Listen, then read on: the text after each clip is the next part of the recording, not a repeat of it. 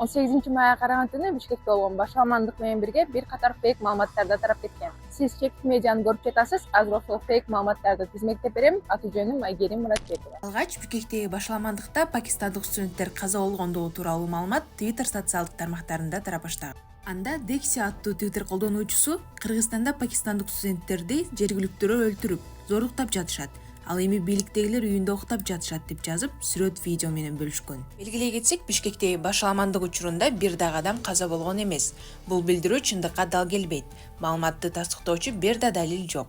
Расмий бийлик дагы башаламандыкта өлүм катталгандыгын төгүндөдү. Дагы бир Ахмад Рихан Хан аттуу колдонуучу алар пакистандык студенттерди өлтүрүп, зордуктап жатышат деп жазып, башаламандык учурундагы видео менен бөлүшкөн.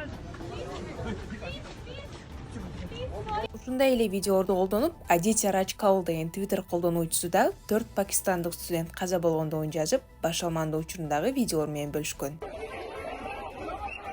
Акыркы күндөрдөгү кагылышуулардан кийин Кыргызстандагы Бишкекте 4 пакистандык студент каза болуп, башкалары оор жаракат алышты. Студенттер Пакистандын элчилиги же бийлиги тарабынан эч кандай жардам көрсөтүлбөгөнүн айтышууда. 13 майда пакистандыктар катышкан жатакананын ичиндеги бейбаштык зомбулукка алып келген деген ал. Ушундай эле маалыматты Мухаммед Варис деген дагы бир Twitter колдонуучусу дагы тараткан. Ал Бишкектеги болгон окуяда 3 студент каза болгондугун жазып, сүрөттөр менен бөлүшкөн. Бирок ал тараткан 3 сүрөттүн бирөөсү 8 жыл мурун тартылган. Мен Бишкектеги Кыргызстандын пакистандык медициналык студенттерине жергиликтүү кыргыздардын ырайымсыз зордук зомбулуктарын кескин айыптайм. Буга чейин 3 студент каза болгон. Чет өлкөдөн өлкөңүзгө окууга келген студенттерди аеосуз сабап салуу адамгерчиликсиз иш. Ага каршы чара көрүлүшү керек деген ал. Бул сүрөт 2016-жылы тартылган.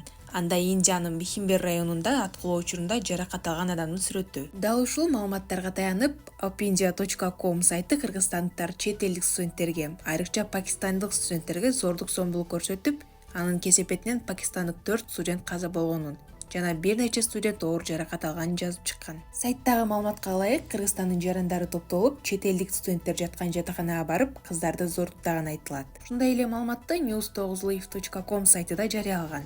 Анда Бишкекте 4 пакистандык студент каза болуп, калгандары оор жаракат алганы айтылат. Окуядан көп өтпөй 20-майда Пакистанда Кыргызстанда окуган студенттердин жакындары акцияга чыгышкан. Алардын арасында бул плакаттагы сүрөт жогоруда айтылгандай 2016-жылы 29 октябрда Индиянын Бихимбер районунда чек арадагы аткылоодон жаракат алган адамдын сүрөтү. Бишкекте болгон окуядан жалпы 41 адам ооруканага кайрылган. Кыргызстандын саламаттыкты сактоо министрлиги билдиргендей, 3 адам ооруканага жаткырылды. Жаагына доо кеткен пакистандык жаранга операция жасалары айтылды. Жыйынтык 18 майга караган түнү Бишкекте болгон башаламандыкта социалдык тармактарда жана айрым сайттарда жалган маалыматтар тараган. Пакистандык студенттердин каза болушу тууралуу билдирүүлөр фейк. Фейк маалыматка ишенбей, фактыларга көңүл буруңуз. Сиздер менен Чекит медиа жана мен Айгерим Муратбекова болдум. Көрүшкөнчө.